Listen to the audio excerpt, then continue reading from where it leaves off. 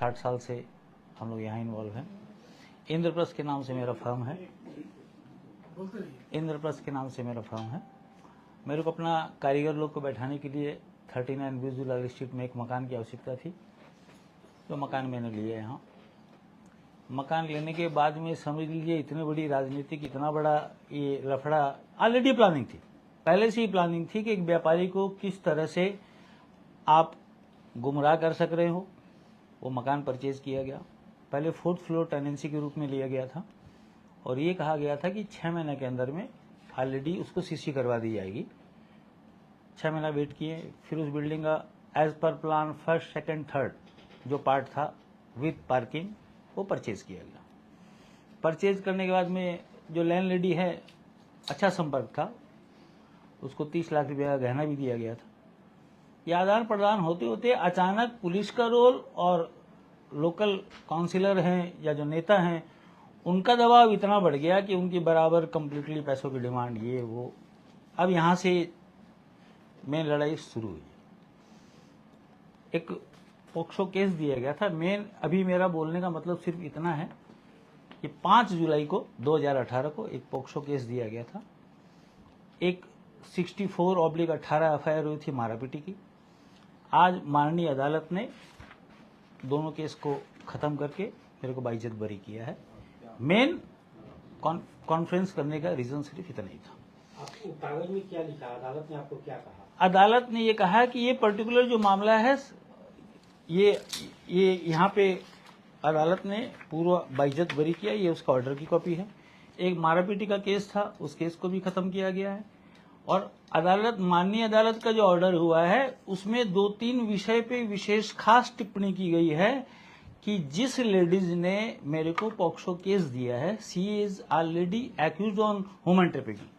वो ऑलरेडी 2016 में एक ह्यूमन ट्रैफिकिंग का केस में जेल जा चुकी है और ये उनका काम ये है और ये मामला सरह से झूठा था, इसमें ये ऑर्डर किया गया। दूसरा चीज इसमें क्या है ना, खाली एक पर्टिकुलर एक लेडी की कंप्लेन कर देने से ही ये मामला हो जाए ये कोई जरूरी नहीं है। इसमें पुलिस प्रशासन का भी पूरा सहयोग रहा है, क्योंकि ये एक सिविल डिस्प्यूट 2016 से चले जा रहा है। 2016 से मैं तकरीबन 40-45 लेटर ऑफ कंप्लेन में जमा किया हूँ थाना में। थाना की कोई सुनवाई नहीं है। जब तक उनके पास में पैसा पहुंच रहा था, जब नेता लोग के पास में पैसा पहुंच रहा था, तब तक एकदम शांति प्रिय सब चल रहा था। जहां थोड़ा सा उनका विरोध किए हैं और विरोध के कारण ही कम्प्लीटली ये हुआ है। ये लोकल हमारी यहाँ माननीय काउंसिलर है एलोरा शाह, उनके हस्बैंड है खोखन शाह, उनका तो इतना अत्याचार रहा है कि इसी ऑफिस में आकर के वो धमका रहे हैं कि आपको ये मकान खाली करना पड़ेगा। अगर कोई दूसरे व्यापारी रहे या तो वो छोड़ के चला जाए, खुदकुशी कर ले। चलिए, हाँ बिल्कुल अपने पास में है। जिस अंदाज से मेरे को केस दिया गया था, मैं खाली एक वीडियो दिखाना चाहता हूँ पुलिस को। जिस अंदाज से अरेस्ट किया गया था, ये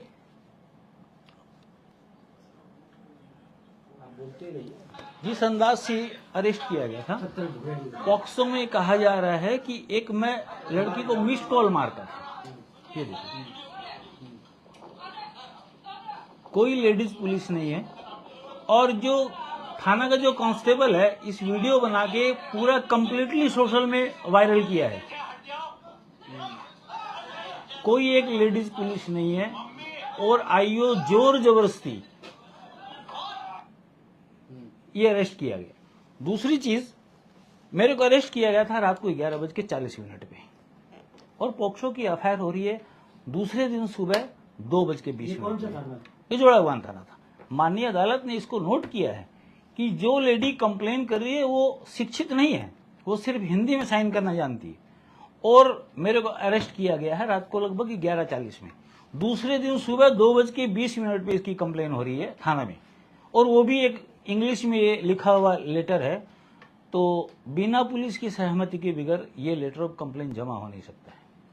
सेकंड, एक बहुत जानने वाली चीज है, मैं एक 144 किया था और एक हाईकोर्ट का रीट किया था थाना के अगेंस्ट।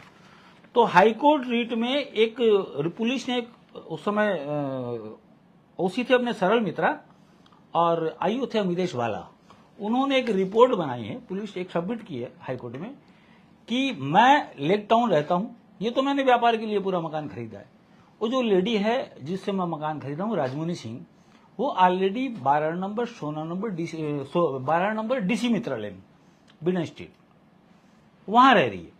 तो एक चीज बताइए, एक आईओ को सरासर जब मालूम है कि वो लड़की, उसकी माँ या लड़की की दादी या उनका परिवार यहां रहता ही नहीं है, तो पुलिस किस अंदाज से मेरे को पॉक्सो दे दिया गया।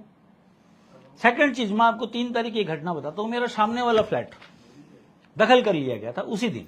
मेन मुद्दा था कि पॉक्सो में अरेस्ट करना और पूरे मकान को दखल कर लेना। सामने वाला फ्लैट दखल किया, उसमें जिस लेडी से मैं मकान खरीदा हूं, राजमुनि सिंह, वो लेडी ऑलरेडी कंप्लेन कर रही है कि मैं सेकंड फ्लोर के फ्लैट में रहती हूं।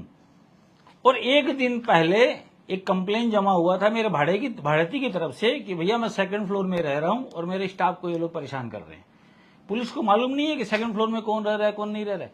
सिर्फ अपना ये टाइम मेकअप करने के लिए, क्योंकि मेरे को तो 11:40 पर उठा लिया गया था, सिर्फ इस टाइम को मेकअप करने के लिए पुलिस को एक जोर जबरदस्ती एक मामला करना पड़ा 64, ताकि वो अपना जोड़क्शन दिखा सके कि ना ये मारापीटी की भी एक एफआईआर हुई थी, इसके लिए इसको अरेस्ट किया गया। आपको क्यों इस तरह से फ्रेम किया गया, जानबूझकर आपको फंसाया गया था, क्या वजह है? खाली पैसों की डिमांड थी।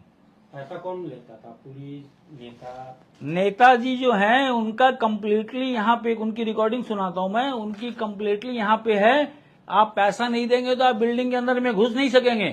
कौन नेता? उन यहाँ पे खोखन शाह बोल, देखिए अभी ऐसा है ना, जो एलोरा शाह के हस्बैंड है, ठीक है, मतलब अगर उन देखा जाए तो वो अपने आप को यहाँ एकदम, ये आप खाली वीडियो सुनिए। अपने माई के पास ही रखे बस। आपको बोल रहे हैं, आप अपना बहन निकाल लीजिए। क्या समझे? वो क्या समझ के रखा क्या? तो आप हमको क्या समझ के रखे हैं? आप हमको क्या समझ के रखे हैं? आप हमको क्या समझ के रखे हैं? बोलते हैं हम समझ जाएगा। पहले आप अपना दिखा दीजिए, उसके बाद में आप समझेगा। बोल रहे हैं हमको दिखा दीजिए, इसका मतलब संशय बोल देता है क्या? हम बात नहीं, हम वो नहीं बोल रहे। आप बोल रहे हैं आइएगा, नहीं आएगा, मतलब हम नहीं बोलते। आप क्यों बोले? हम जब बोला, हम जब अरे हम बोला हम 12:30 बजे पहुंचता है, हम 12:30 बजे आएगा। चलिए ठीक है, चलिए ठीक है, चलिए ठीक, चलिए ठीक है, चलिए ठीक है, फोन में रिकॉर्डिंग कर। हाँ चलिए ठीक है, फोन में मेरा आवाज रिकॉर्डिंग कर, जिसको जाके दिखाना है। मिलिट्री में जान पहचान है तेरा? नहीं, मेरा किसी में जान पहचान नहीं है।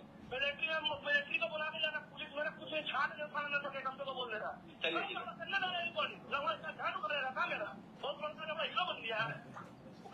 पुलिस को इस तरह से उन्होंने कहा, तो ये बात आपने पुलिस को बताई कि? बिल्कुल बताएं, बिल्कुल बता रहे हैं, कोई फर्क नहीं है। देखिए अभी उनके हिसाब से जॉइंट सीपी क्राइम है तो खोखंदा, अच्छा, और माननीय मुख्यमंत्री साहब है, शायद लगता है उनके नीचे में काम करती है। तो मैं अनुरोध करूंगा कि ये कानून प्रशासन जो इतना भ्रष्ट हो जा रहा है, मैं ममता दीदी से भी निवेदन करूंगा कि थोड़ा सा इस पे, आज पोक्सो है ठीक है, लेकिन इस पोक्सो का कितना दुरुपयोग हो रहा है, ये तो आपने पुलिस के हाथ में पूरा हथियार दे दिया है। पुलिस ने क्या ये आरोप प्रमाणित किया है कि जिसने कंप्लेनर है वो पॉस्को है, मतलब नाबालिग है, या प्रमाणित हुआ? नहीं, एक आधार कार्ड, वो लड़की की मां ने एक सिविल मामला फाइल किया था मेरा 4 सिग्नेचर साइन करके, ताकि इस घर को दखल किया जाए, ठीक है। उसमें उन्होंने एक आधार कार्ड पेश किया था, उस आधार कार्ड में ऑलरेडी 19+ कोई प्रमाण नहीं हुआ। पुलिस इन्वेस्टिगेशन ही नहीं की, अभी तक पुलिस ने उसका एक आधार कार्ड ही सीज नहीं किया। आईओ से जब पूछा गया कि ऑलरेडी 2016 से इतना सिविल मामला चल रहा है, आईओ का जवाब था हमारा सुपीरियर हमको जैसे जवाब देते थे हम ऐसा किए हैं। आईओ का दायित्व नहीं है। इससे पहले 40 कंप्लेन कर चुका हूं, नीचे में सामान चोरी हुआ है, उसकी रिकॉर्डिंग आपको दिखा देता हूं, जो जो सामान वो निकाले हैं वो निकाल देता हूं।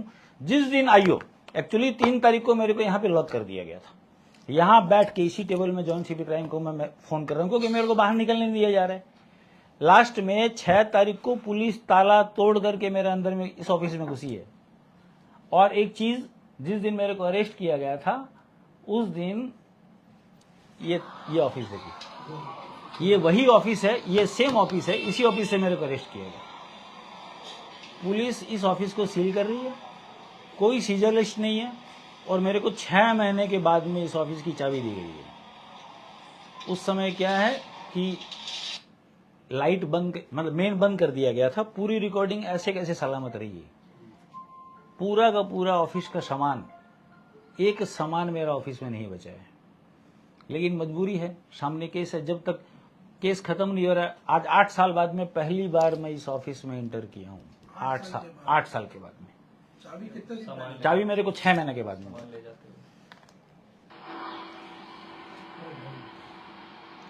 ये काउंसिलर के ही बंदे हैं, खोखंदा के ही लड़के हैं। एक एक अलमारी, एक एक सामान निकाल दिया गया। इसके लिए भी मैं थाना में कंप्लेन किया हूँ, कोई सुनवाई नहीं। आप कहना चाह रहे हैं कि मतलब कलकत्ता में आप व्यापार कर रहे हैं, आपको शांति से व्यापार नहीं, ऐसी सिचुएशन में देखिए, यहाँ व्यापार करना माने उचित नहीं है। और अगर ये शब्द मेरे कोई साहब अधिकारी, न्यायालय में कोई मजिस्ट्रेट साहब अगर सुन रहे हैं तो मुझसे ये अनुरोध जरूर करूंगा कि इस पे एक संज्ञान लिया जाए। नहीं तो इस केस का बहुत बड़ा दुरुपयोग किया जा रहा है, बहुत बड़ा दुरुपयोग किया जा रहा है। व्यापारी और पुलिस, नेता और पुलिस मिलकर एकदम व्यापारियों को एकदम तंग कर रहे हैं। मैं आपको 15, अच्छा अब एक चीज बताइए, एक 2206 जीडी हुई थी। पुलिस से दुश्मनी होने का रीजन क्या था? जब यहां से सब सामान निकाला गया तो सबको बुलाया गया था थाना में। तो वहां पे हमारे खोखन साहब भी थे, राजमणि सिंह भी थी, सब कोई एक जीडी में साइन करके आए कि ठीक हम लोग इसको बैच के शटल कर लेंगे। 2017 की बात है, 25/8/2017 एक जीडी हुई। जीडी में सबका स्टेटमेंट नोट हुआ, जीडी में सबका साइन हुआ। हाईकोर्ट रीट में पूरी जीडी को बदल दिया गया। उसके लिए मैं एक आरटीआई किया तो पहले थाना से जवाब मिला कि इस नाम की कोई जीडी, इस नंबर की कोई जीडी नहीं है। फिर अपीलेट अथॉरिटी को मैं आरटीआई किया हूं, सब डॉक्यूमेंट्स मेरे पास में हैं। तब उन्होंने जो स्टेटमेंट जीडी का बना के दिया, उस जीडी में कहीं कोई मेरा साइन नहीं है। इसके लिए वापिस मैंने अपीलेट अथॉरिटी को एक चिट्ठी लिखी कि थाने को इस डेट से लेके इस डेट तक कौन कौन से सीरीज बुक की जीडी बुक इशू की गई है, वो जवाब दीजिए। अभी तक मेरे को उसका जवाब नहीं मिला है।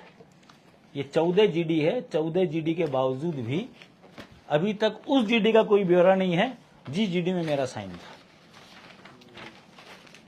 स्टेटमेंट पूरा चेंज हो गया। मेरा सामान चोरी हुआ, वो स्टेटमेंट नहीं है। वापिस हम लोग वो सामान वापिस अपनी गलती माने हैं, वापिस सामान रखे हैं। उन्होंने अंडरटेक किया था, जीडी में सब साइन करके आए हैं। उस जीडी का कहीं भी कोई ब्यौरा नहीं है। ये मेरी 7वीं आरटीआई है। यहाँ पे जो मेरा साइन किया हुआ था, अभी तक मेरे को जीडी कॉपी नहीं मिली।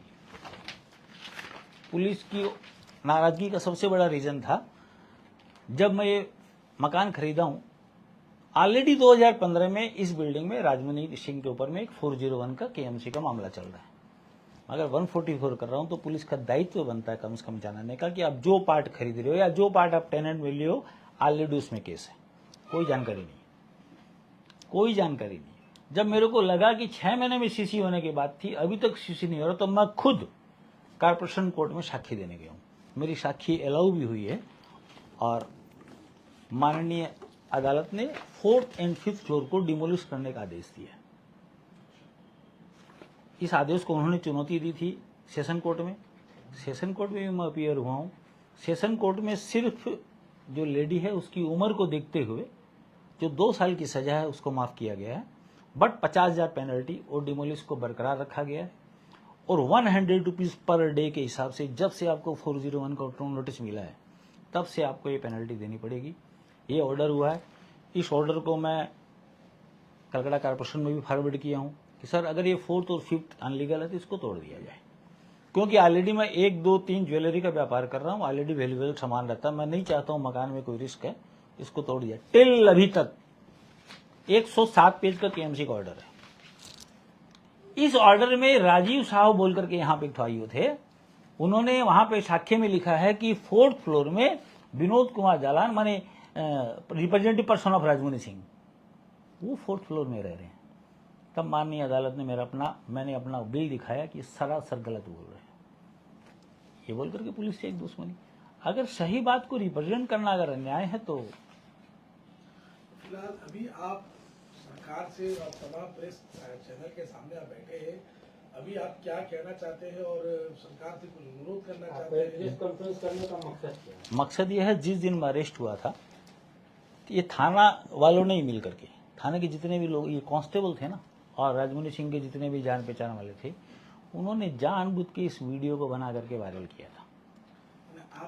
आपके नाम को डिफेम करने के लिए, एकदम आपको बदनाम करने, जिस दिन आपकी सामाजिक छवि को खराब एकदम जिस दिन मैं अरेस्ट हुआ हूँ उसके सेकंड डे अखबार में एक न्यूज में आया, ये मैं आपको न्यूज दिखा रहा हूँ कि ऐसा ऐसा एक केस हुआ और पोक्सो केस में एक व्यापारी को, तो जो भी है ये इमेज, तो ये सनमार्ग न्यूज़पेपर में ये न्यूज आया था। 6 तारीख को मैं अरेस्ट हुआ हूँ, 7 तारीख के न्यूज़पेपर में।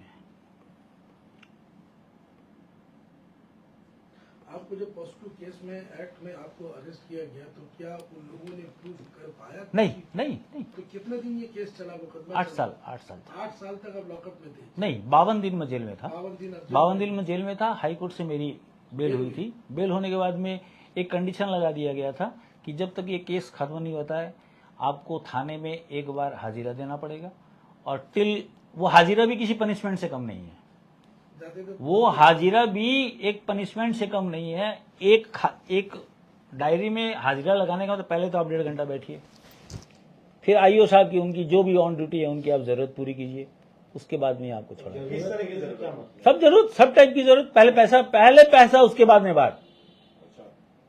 ये जो इतना मैं अगर बोल भी रहा हूं तो ये सिर्फ भ्रष्टाचार के लिए बोल रहा हूं मैं, कम भ्रष्टाचार नहीं है।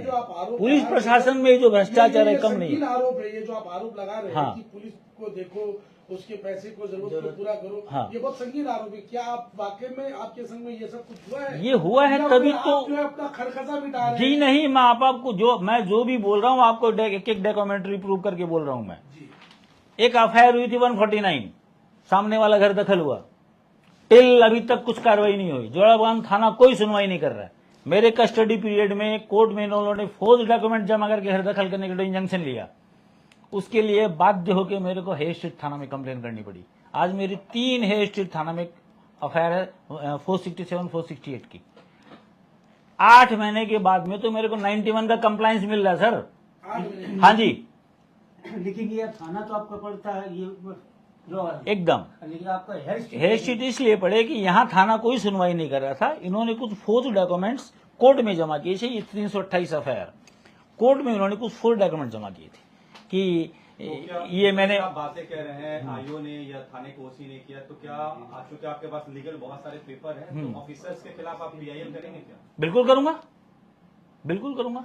मैं तो एक हाई कोर्ट बेसी नहीं, मैं आपको लाल बाजार का 15 से लेकर 20 अपॉइंटमेंट दिखा दूंगा। यहाँ बोल रहे हैं डीसी के पास में जाओ, डीसी के पास में जाए जॉइंट सीपी क्राइम के पास में आओ, वहां जाके 1.5 घंटा बैठ करके वापिस आ जा रहा हूं। अच्छा ठीक है, हम फोन करते हैं। मैं आपको एक रिकॉर्डिंग सुनाता हूं। जिस दिन अरेस्ट किया गया था उसमें चिल्ला के बोला हूं सर मेरे को यहाँ बंद कर दिया गया है, 3 दिन से मैं यहाँ बंद हूं, कोई सिक्योरिटी का इंतजाम कीजिए। नीचे में 150 आदमी है। जब 5 तला दखल किया गया था 150 आदमी, फोटो कहाँ हो, 150 आदमी यहाँ पे हैं। और 150 लोग किसके थे? सब राजमुनि सिंह के और लोकल काउंसिलर के।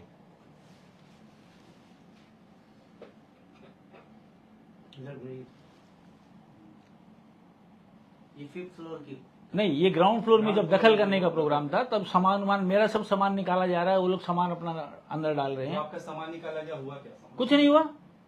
आज भी वो एफआईआर पेंडिंग है, पुलिस ने रिपोर्ट दिया। सामान कितने का था? कितने का? तकरीबन 23.5-24 लाख रुपए का सामान था। 24 लाख का जी, पुलिस ने कुछ दायित्व कुछ नहीं लिया। मैं नीचे में मंदिर परिसर है, मंदिर परिसर में मोटा मोटी समझ लीजिए 10.5 लाख रुपए की मूर्ति आई थी।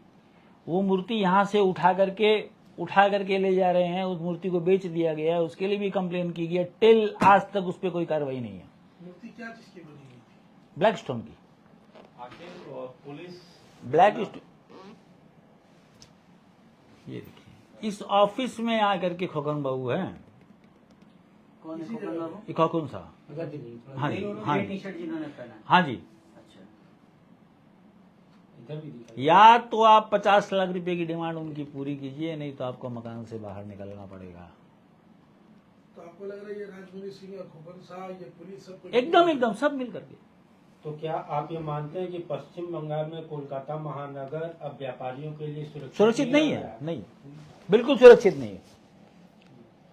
सोच लेंगे बंगाल में कोई व्यापार करना चाहे, अगर ऐसी परिस्थिति रही, ऐसे भी व्यापारी नहीं बोल रहे हैं, ये तो चलिए 8 साल में पूरा समझ गया हूं, इससे बुरा और क्या होगा, 52 दिन जेल खट दिया और 8 साल में भोग लिया हूं। आज मैं हिम्मत कर रहा हूं बोलने की, नहीं तो आम व्यापारी रहे तो वो अपना व्यापार देखेगा, घर देखेगा, बच्चों को देखेगा, नहीं सब। सर आपने आप पर जो पॉक्सो लगाया गया पूरा खत्म हो गया। था, केस खत्म हो किस गया। बेस पे लगाया गया था? सिर्फ एक नहीं, इसमें ये कंप्लेनेंट ये थी कंप्लेन complainant कि क्या? पर्टिकुलर जो लेडी है उसकी जो भी बच्ची है उसको मैं मिस कॉल करता था, अच्छा, इस बेस फोन में सिर्फ मिस कॉल करता था, पोक्सो 12, सिर्फ यही एक इल्जाम था। कॉल समरी देखिए, अगर मैं कॉल करता हूं तो आईओ का अधिकार बनता है कि पर्टिकुलर कोई कॉल मेरे फोन से गया या नहीं गया। पहला चीज, पार्ट ऑफ इन्वेस्टिगेशन 3 तारीख को वही आईओ मेरे भारतीय को पोजीशन दिला रहा है और 4 तारीख को वही आईओ केस दे रहा है कि वो लड़की की मां उस फ्लैट में रह रही है या लड़की की दादी उस फ्लैट में रह रही है। समझने वाली चीज है। माने एक जोड़ाबान थाना में एक सामान्य अधिकारी है, वो क्या एक जॉइंट सीपी क्राइम की डिग्री ले लिया, इतना बड़ा उसका पावर आ गया कि ना एक लेटर ऑफ कंप्लेन के ऊपर में आप संज्ञान ले लो। तो उस टाइम में आयु कौन था? आईओ मेन तो थे सरल मित्रा, आईओ थे अमितेश बाला, लेकिन कंधा पे बंदूक 2 अलग आईओ थे, केसी मुर्मू, उनके ऊपर में डाल दिया गया। आप राजीव साहू की जो बात कर रहे थे वो भी उसी थाना से थे? हाँ, जोड़ाबान थाना से थे। राजीव बाबू का एक 313 में केएमसी कोर्ट में एक साक्षी देकर के आए हैं कि विनोद कुमार जालान, माने हस्बैंड ऑफ राजमणि सिंह, उस बिल्डिंग में 4 तला में टेनेंट है। अरे साहब, थाना में आप रीट में लिख रहे हो पूरा मकान मेरे अंडर में है, अधिकारी लिख रहे हैं पूरा मकान मेरे अंडर में, आप 144 में रिपोर्ट बना रहे हो कि पूरा मकान मेरे अंडर में है, तो 4 तला में अगर टेनेंट साहब आप प्रमाण कर दो। माननीय अदालत के सामने मैंने अपना सब डॉक्यूमेंट्स प्रोड्यूस किया था, 2nd डे या 3rd डे में डिमोलिश का ऑर्डर, उनको भी समझ में आ गया कि पुलिस झूठ बोल रही है और ये जो टेनेंट का नाम बता रहे हैं वो झूठ बोले, डिमोलिश का ऑर्डर अभी हुआ। मौजूदा समय में आप क्या चाहते हैं? अभी आपको क्या डर लगता है? नहीं, देखिए, डर में तो ऐसा है, कानूनन तौर पे उनको जो करना था कर लिया। परसों की घटना है, ये ऑर्डर आने के बाद में उन्होंने फिर रास्ता में मेरे को धमकाया है। वो बेसी एक जानलेवा हमला कर सकते हैं, उससे सब बेसी चीज़ से करे, अभी भी पैसा चाहिए? अभी भी चाहिए उनको। देखिए, अब जो दुश्मनी है वो तो निकालेंगे ना। कितना का डिमांड करना चाह रहे हो? नहीं, अभी डिमांड बोल के वैसे नहीं, उस समय 50 लाख रुपए का डिमांड किए थे। अभी ऐसा कोई डिमांड? अभी बस खाली धमका रहे कि हम देख लेंगे। अभी परसों की बात है, ऑर्डर आने के बाद में मैं रास्ता से नहीं, आज पहली बार साहस करके 8 साल के बाद में अपनी इस ऑफिस में मैं घुसा हुआ। तो अभी आप चाहते क्या हैं? और देखिए, सरकार और- चाहते ये हैं कि अगर ये एक चीज बताइए, अगर ये मामला सही होता, अगर मैं यहाँ पे एक्यूज बन के अगर कन्विक्टेड हो जाता, तो मैं सोच रहा हूँ जो सजा मेरे को थी उसकी 20% सजा तो कम से कम अगले को मिलनी चाहिए, ताकि इस कानून का दुरुपयोग न हो। मैं अभी भी बोल रहा हूँ, कोई उच्च अधिकारी अगर इसको देख रहे हैं, माननीय अदालत के मजिस्ट्रेट साहब देख रहे हैं, या हो सकता है सुप्रीम कोर्ट के कोई अदालत के मजिस्ट्रेट साहब देख रहे हैं, ये केस है बहुत बढ़िया है, बट इस केस का दुरुपयोग न हो। जब तक ऐसे केस में वापस अगर आप कंप्लेनेंट को अगर वैसी कोई रोकथाम नहीं करेंगे, कोई पाबंद नहीं करेंगे, तो इस केस का बहुत बड़ा दुरुपयोग आपको होगा। नहीं लगता कि इस तरह से खुलेआम प्रेस के सामने में आप सभी का नाम ले रहे हैं? हाँ, और जितनी आरोप आपने लगाया है, क्या लग रहा है कि प्रेस में आने के बाद आपको जान पर ज्यादा खतरा हो सकता है? या आपने जिस तरह से तमाम लोगों का नाम को आप कच्चा चिट्ठा खोल रहे हैं, ये काउंसलर के हस्बैंड हो या तमाम आईओ हो या फिर जिनका जो घटना हुई है, मैं बाकायदा उनके नाम से जो देखिए, डर में ऐसा है ना कि डर का जो माहौल था ना, इस केस के बाद में उन्होंने बहुत स्ट्रांग कर दिया है। एक आदमी को आप 4 तला से नीचे गिरा दिए हो, तो जो होना था मेरे साथ में हो गया, इससे बुरा तो नहीं होगा। और अगर इससे बुरा भी होता तो मैं कानूनी लड़ाई लड़ने के लिए तैयार हूँ, मैं सामना करने के लिए तैयार हूँ। तो अब माननीय मुख्यमंत्री श्रीमती ममता बनर्जी जो इस बंगाल की सीएम है, आप उनसे कुछ अनुरोध करना? मैं उनसे अनुरोध सिर्फ इतना ही करूंगा कि आपने पुलिस मंत्री भी हैं। हाँ, आप इतना ही अनुरोध करूंगा कि जो प्रशासन पे आप थोड़ी सी लगाम रखें।